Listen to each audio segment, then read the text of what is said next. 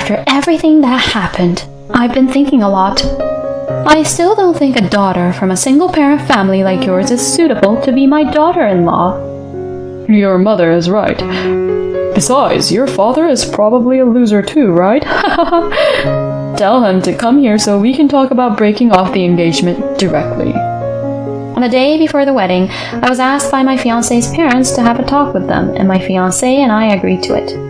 And when my fiancé's parents spoke those words, I was left speechless.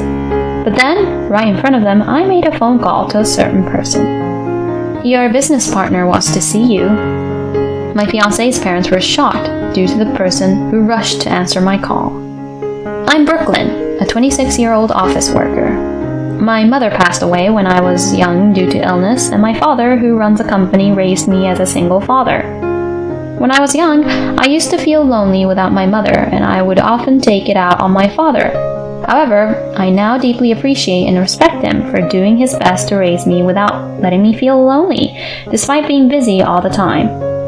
After dating for a year and a half, Leo, my coworker at the company, proposed to me, and we decided to get married. Leo is also 26 years old like me, and he's a wonderful man who respects me both as a partner and a colleague. Although I lead a smooth and happy life, there is only one thing that worries me. It is my relationship with Leo's parents, who will become my in-laws, that worries me. Leo's family is from a so-called middle-class background, and his father is a relatively high-ranking executive at a fairly large company. His mother supports their household as a homemaker, and Leo graduated from a prestigious university and started working. Leo's parents are proud of him, but they don't seem to like the fact that I, Leo's fiancé, come from a single-parent family, and they express their disapproval of our marriage.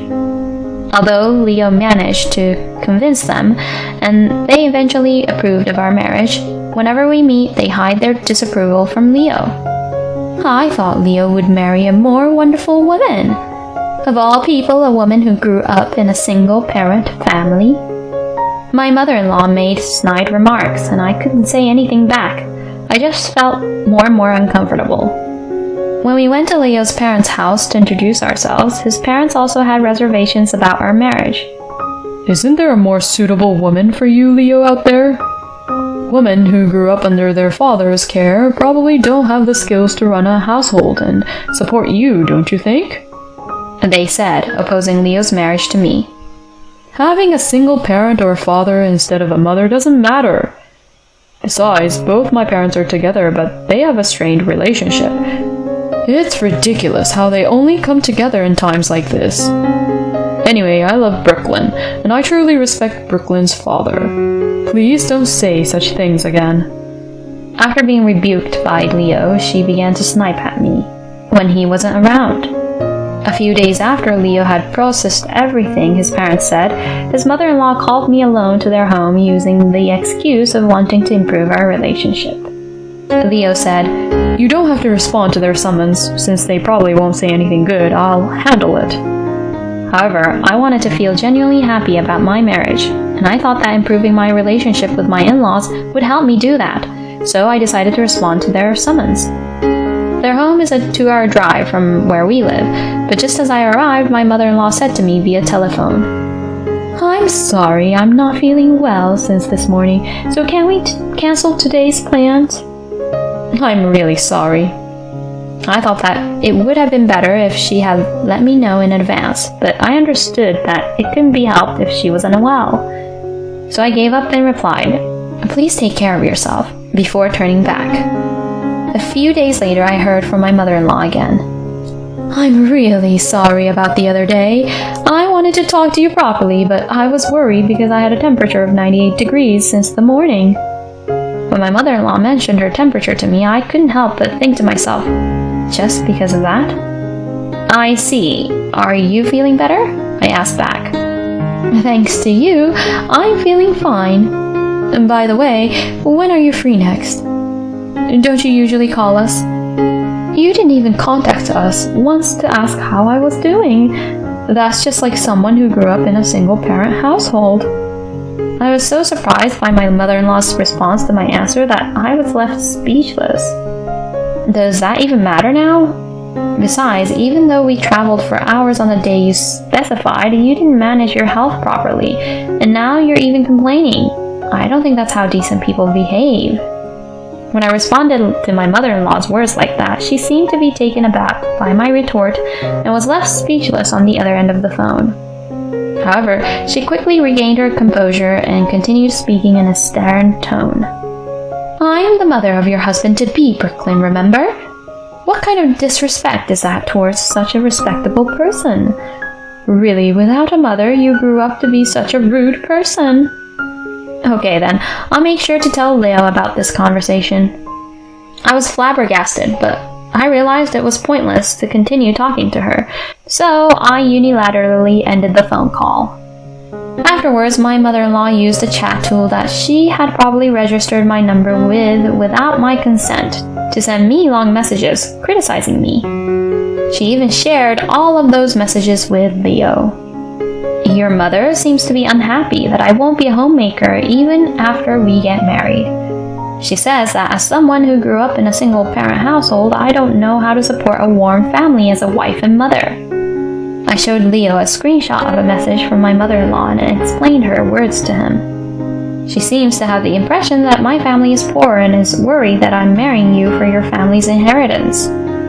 After listening to me and checking the message from my mother-in-law, Leo sighed heavily, bowed his head to me, and said, From the beginning, she was the type of person who enjoyed finding faults in others and looking down on them, but I never thought she would say something like this to you, Brooklyn. I'm truly sorry for causing you any discomfort." And after the wedding, he even said that he would insulate himself from his in-laws after that. Let's hold off on cutting ties completely. I think we should at least make sure we do our weddings and funerals right. I made the suggestion to try to maintain a reasonable relationship with my in-laws while keeping our interactions to a minimum. Leo had always looked down on parents and detested the fact that they both had affairs with other people outside their marriage without even bothering to keep it a secret within their family.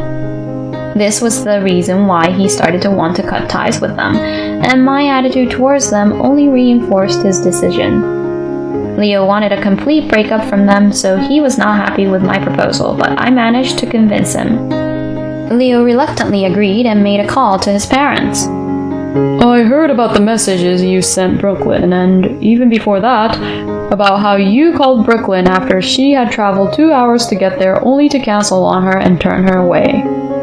Leo expressed his desire to cut ties with family members who would treat his future wife in such a despicable manner. I couldn't stop Leo from cutting ties with them completely, but I suggested that we at least properly handle the important events like weddings and funerals. I left it up to them to decide whether they wanted to attend the wedding or not, but I also made it clear that if they were going to try to ruin the wedding, my efforts to persuade him would be in vain. My mother-in-law begged Leo and responded, "I think there's been some misunderstanding, and I'd like to discuss it." I'll be damned if I'm going to have to cancel again because of a fever that's not even 100 degrees. If you want to talk, you're the one who has to come up here this time. He made it very clear to her and hung up. After the call ended, Leo apologized to me multiple times, and depending on the future behavior of my in-laws, I even thought that cutting ties might be an option. Luckily, my father was busy with work, and we haven't had the chance to introduce our families or exchange contact information yet, so I explained the situation to him beforehand to avoid any unnecessary contact from my in-laws. My father said, It's up to you and Leo to decide, so I don't intend to say anything, but cutting ties with their parents could lead to regrets later in life. I think it's a bit too early to make such a decision, so you should talk it over carefully together from now on. After becoming a single father, my father felt sorry for me and always respected my opinion, regardless of the situation. However, when it came to my marriage, he scrutinized Leo quite a bit, and we had many discussions about it. As a result, my father liked Leo, and took the stance that he would respect and not interfere with anything if that was our choice. We were living a peaceful life until the wedding, with such a father watching over us. The in-laws also thought that it would reflect badly on their family if they were absent since they were the parents. So, they had said they would attend the wedding, and we were busy preparing for the wedding every day. During the wedding preparations, we contacted my husband's parents a few times to discuss the details, but they stopped sending me sarcastic messages regarding the incident with Leo's phone call. So, without issue, the day of the wedding finally arrived. On that day, Leo and I were relaxing together when suddenly the intercom rang. When I went to the door, my in-laws were standing there, and they said they wanted to talk a little about the future now that the wedding was tomorrow. We couldn't turn them away since they had come all the way to our house, so we invited them in. Then the first thing my mother-in-law said was, "We can't approve of this marriage after all. We won't attend the wedding tomorrow either. We've already told the relatives," she said. What? I've been thinking about it since then, but I still can't accept a daughter from a single-parent family as my daughter-in-law. Your mother's right. Your father is probably a loser anyway. Let's talk directly about breaking off the engagement. Call him here. Leo asked back in an angry tone of voice, and his in-laws replied with a confident attitude that seemed to mock him. Seeing the mocking attitude towards me, Leo held himself back from standing up in anger. "Weren't you a company executive? What if there was an employee in one of your business partner's companies who raised his daughter as a single father?" I asked. That's irrelevant because it's about work. But if the person who raised such a worthless woman like you is a company executive, honestly, we couldn't trust the company and wouldn't do business with them. My father-in-law stopped grinning and started to answer me. "Understood. Then I will call my father here for the purpose of breaking off the engagement. Please wait." I immediately contacted my father and explained the situation. "Your business partner wants to see you." I added a few words and my father immediately rushed to our house. Nice to meet you. My daughter has been under your care. I apologize for not being able to come and introduce myself earlier. I heard that you don't want to have much to do with someone from a single-parent family. Upon arrival, my father's attitude was humble, but he was visibly angrier than I had ever seen him before. Are you Brooklyn's father? As I thought, a daughter has a father after all. Meeting your daughter's future husband's parents while dressed casually like that is just not common sense. My father rushed to the scene and was wearing jeans and a t-shirt, as it was his day off in preparation for the wedding. I apologize for my appearance. I explained the situation again to my father, who bowed his head. I also quickly played my father a recorded conversation I had just had with him about the company's business dealings. After hearing everything, I told my father the name of my father-in-law's company. "Leo's father holds a position as an executive in his company," I said. My father grinned, understanding the meaning of my words, said, "Oh, I see. I don't want to do business with a company where I, the father of a woman like Brooklyn, am on the board." Is that what you're trying to say? Exactly. That's how much you and your family lack common sense, and that's how much we don't want to be associated with you. Understand. Let's end our business dealings then. Brooklyn, you're recording this conversation, right? I nodded, and my father-in-law looked stunned. What the hell is going on? Don't involve us in your parent-child farce at a place like this. Anyway, the engagement is off. Do you understand? Leo's father-in-law shouted. We're not breaking off the engagement. I'm going to marry Brooklyn and cut ties with you. Leo's cold voice echoed through the living room. "Do whatever you want, but in return, you won't inherit our assets, and we won't provide any support from now on." My mother-in-law, with a face as red as my father-in-law's, declared loudly, and then they both left our house in an aggressive manner. The following day, Leo's parents were naturally absent from the wedding, but surprisingly, some of Leo's relatives attended and offered words of encouragement to Leo, saying it must have been tough. The wedding went smoothly except for the absence of Leo's parents. My father cried so much that I had never seen him cry before and gave us his blessings again. He laughed and cried as he said, "It was a good opportunity to cut off a bad relationship." A few days after the wedding, Leo's in-laws contacted us several times, but we were too busy as a couple to respond, so we ignored them. However, this time my father contacted us. He said, "We were able to cancel the deal successfully. They might contact you, but tell them that I won't respond to anything." "So, what happened in the end?" In response to my question, my father explained to me what had happened over the past few days. As it turns out, my father-in-law's company had a large business relationship with my father's company. The initial agreement was made by the former president of my father's company and the former president of Leo's father-in-law's company, and their positions were equal at the time of the agreement. However, when the former president retired, the management team of Leo's father-in-law's company changed significantly, and the quality of their products and service declined considerably. My father could have canceled the deal, but he left it as it was because of the former president's reputation. When Leo met with my father, I had heard about this situation from him. Both Leo and I agreed with my father that we didn't want our relationship to be used as a negotiating tool just because we had formed a connection. Therefore, we had not told Leo's parents about my father's job in detail. With a recording of Leo's father's statement, my father went to the other company and discussed the matter, and it led to the cancellation of the contract. My father's company had only maintained the deal out of his kindness, and the loss of the contract was a significant blow to Leo's father's company. Any contact from Leo's parents was probably a request for assistance regarding this matter. When I reported this to Leo, he laughed and said, "It's their own fault. They change their attitude depending on the other person's position and don't hesitate to look down on others, so it's no surprise this happened." After that, Leo submitted a transfer request without discussing it with his parents and legally cut ties with his family.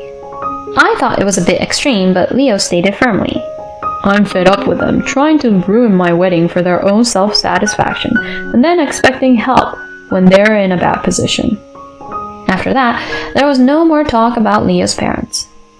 Then, when we got married, we moved to a bigger place than our previous home, and we cut off all contacts with Leo's parents. We were busy after the wedding because we were scrambling to move. My in-laws, who didn't know we had moved, apparently stormed into our former home and kicked the front door and made a lot of noise asking us to open the front door, which was reported by the neighbors. I heard they were taken away by the police. Here's what my father told me.